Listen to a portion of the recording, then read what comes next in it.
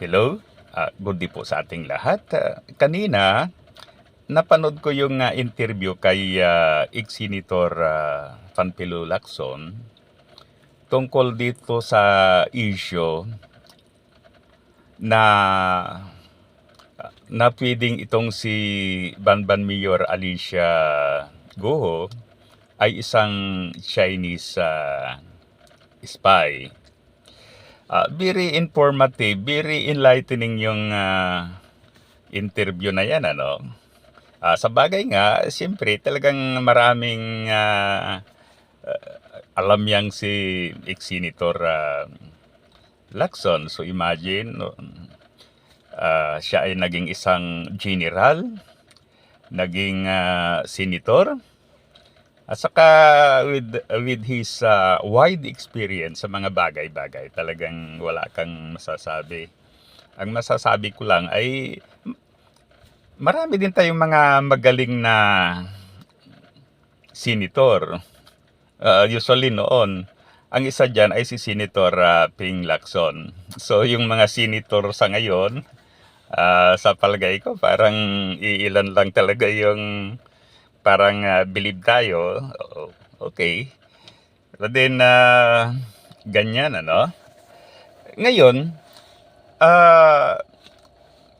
with that, yung mga na-reveal sa interview na yan, ang masasabi natin, dapat talaga tignan ng maigi o imbestigahan ng maigi ng government yung mga possibility na may mga Chinese spies na nandito sa Pilipinas. So, yung mga news noon, mayroon yung sleeper cell. At saka sa palagay ko talagang mayroon.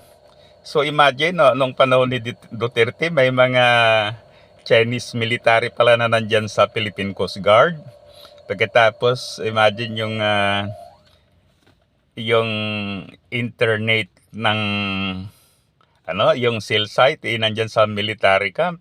Pagkatapos may mga lupain na pag-ari ng mga Chino na hindi makapasok ang mga Pilipino. So talagang sa palagay ko talaga magamit yan ng Chinese military for spying purposes. No doubt about that, ano. Kaya yan, dapat wag tayong kampante. Ang mga intelligence community natin sa armed forces, sa mga whatever government agencies, ay dapat maging alerto o maging stricto tungkol sa mga possibility na indeed marami nga mga spy dito, ano. Just sharing, ano. Bago nag-start yung World War II, kung basahin natin ang Philippine history, marami yung mga Hapon na pumupunta dito. Nagtatrabaho yan bilang laborer, bilang mga technician, bilang mga negosyante, with whatever job. Okay? Kaya ngayon, with the start of World War II, it was found out na itong mga mga Hapon pa lang ito ay ang isa sa kanilang trabaho nang nandito sila ay kumuha ng information about the country.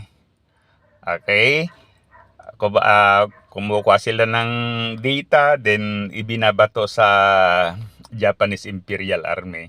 Kaya noong sinalakay tayo ng Hapon, so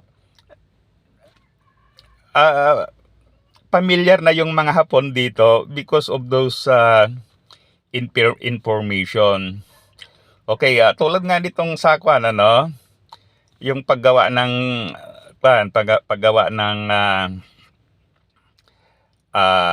Kinon Road.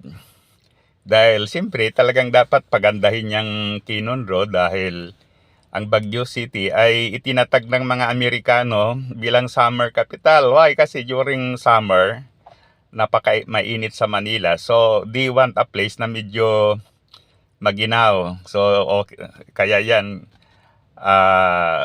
ni-establish ang Baguio City.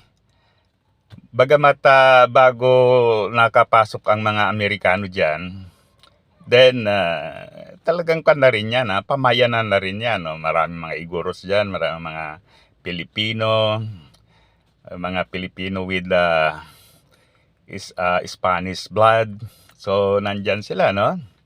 Okay, kaya pero mas na-improve nung panahon ng ang mga Amerikano. Kaya nga parang kanyan talaga pinaka-Amerikanong lungsod sa Manila. Ayan sa Pilipinas. Kasi tignan mo yung Session Road, Burnham Park, Amerikano yan, Session. Pagkatapos ano pa yung mga quarry, yung nga ng so yon, Engineers Hill, ganun pala. So ang punto natin talagang American, very American yung Baguio City.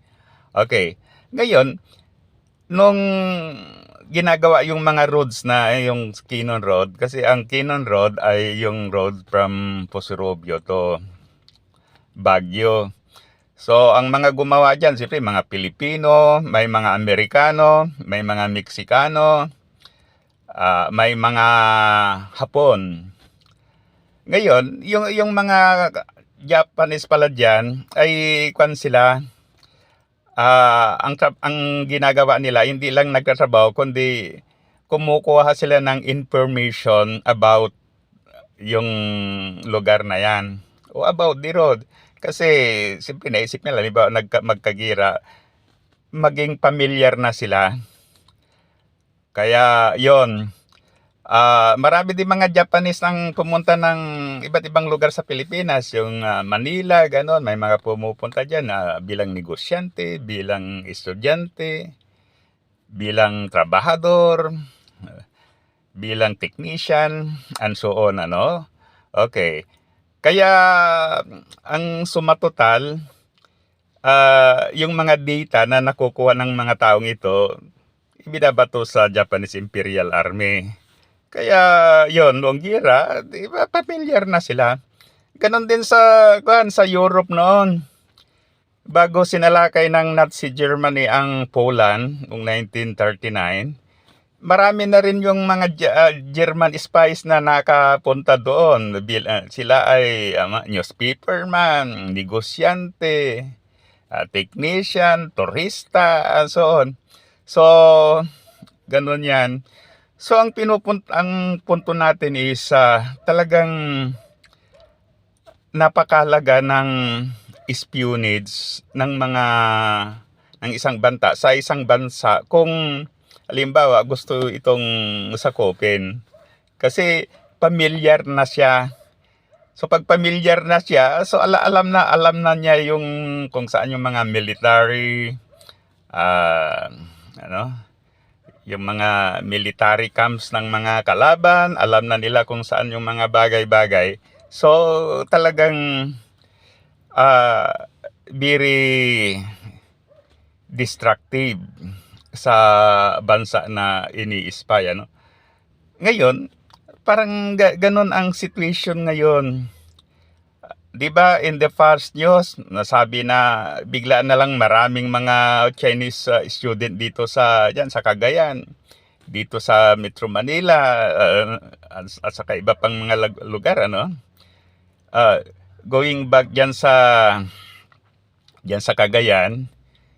So, ang area na yan ay malapit sa Taiwan. Pagkatapos, bakit sila pumupunta mag-aral dyan? Kung talagang ang pinakamagandang lugar para makapag-aral talaga dito sa Pilipinas, halimbawa, dito sa Metro Manila. Okay, ngunit, bakit doon sa Cagayan?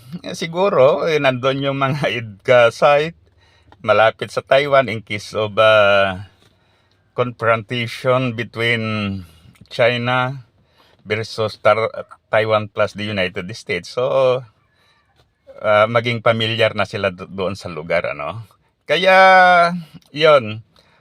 Ulitin natin, sana imbestigahan ng maigi ng government itong mga spying activities ng mga Chinese. Hindi natin na sinasabi na si Alicia Guo ay isang spy. But then the possibility is there. Baka hindi lang siya. Yung mga iba diyan, possible din na Chinese spies. At saka siyempre hindi lang nandiyan yung mga spies. Then baka ang isang trabaho ng mga spy ay yung kumbinsiyan ng ilang Pilipino na umanib sa China. Kaya nga yan, makikita natin na maraming mga Pilipino well known at that. May mga senator, may mga congressman, may mga political clan. Sila ay maka-China. So, yan. So, muli, thank you. Sana i-like at saka subscribe sa ating YouTube channel.